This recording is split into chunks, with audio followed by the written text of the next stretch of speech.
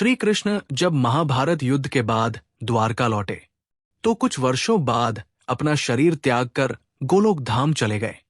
उनके वियोग में उनके परम भक्त और राजा इंद्रद्युम्न ने संकल्प लिया, मैं तब तक चैन से नहीं बैठूंगा जब तक मैं श्री कृष्ण को एक बार फिर धरती पर दर्शन न कर लूं।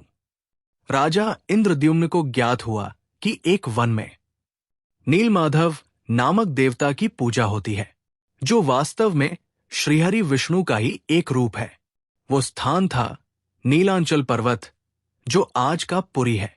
लेकिन जब राजा वहां पहुंचे तो नीलमाधव की मूर्ति अचानक अदृश्य हो गई। राजा निराश नहीं हुए, उन्होंने वही तप किया और तब भगवान ने स्वप्न में दर्शन देकर कहा, मैं स्वयं दरु रूप में सागर से निकलूंगा, तब तुम मुझे स्थापित कर सकोगे। कुछ समय बाद समुद्र तट पर एक विशाल लकड़ी का तना बहकर आया। उसमें से कोई सुगंधित ध्वनि आ रही थी।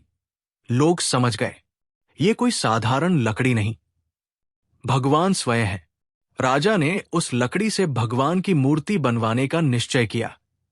लेकिन मूर्ति बनाने के लिए आए एक रहस्यमयी वृद्ध शिल्पकार, जिसे आज विश्वकर्मा भी कहा जाता है, उसने कहा, मैं दरवाजे के पीछे मूर्तियां गढ़ूंगा।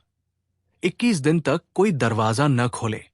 जैसे जैसे दिन बीतते गए, अंदर से कठोर हथौड़ों की आवाज आती रही।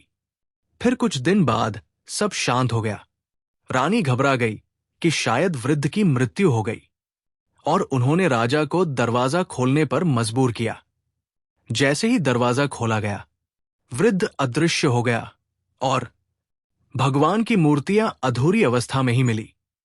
जिनके हाथ अधूरे थे, आंखें बड़ी और गोल थी और मुख पर स्थायी करुणा और वात्सल्य का भाव था। यह भगवान का संकेत था। मुझे भक्तों ने जैसे चाहा वैसा ही देखा। पूर्णता मेरी नहीं, भक्ति की होती है। इसलिए आज भी जगन्नाथ, बलभद्र और सुभद्रा, तीनों की मूर्तियां अधूरी लेकिन अनंत प्रेम से परिपूर्ण है। पुरी में बना जगन्नाथ मंदिर आज 4 धामों में से एक है। हर साल यहां निकलती है विश्व विख्यात रथ यात्रा, जहां भगवान स्वयं रथ में बैठकर अपने भक्तों से मिलने निकलते हैं। ये एकमात्र ऐसा अवसर है जहां भगवान मंदिर से बाहर आते हैं और हर भक्त को छूने, देखने और खींचने का अधिकार देते हैं। जगन्नाथ जी का स्वरूप, उनका मुख बड़ा और गोल है क्योंकि वो सब कुछ देखते हैं।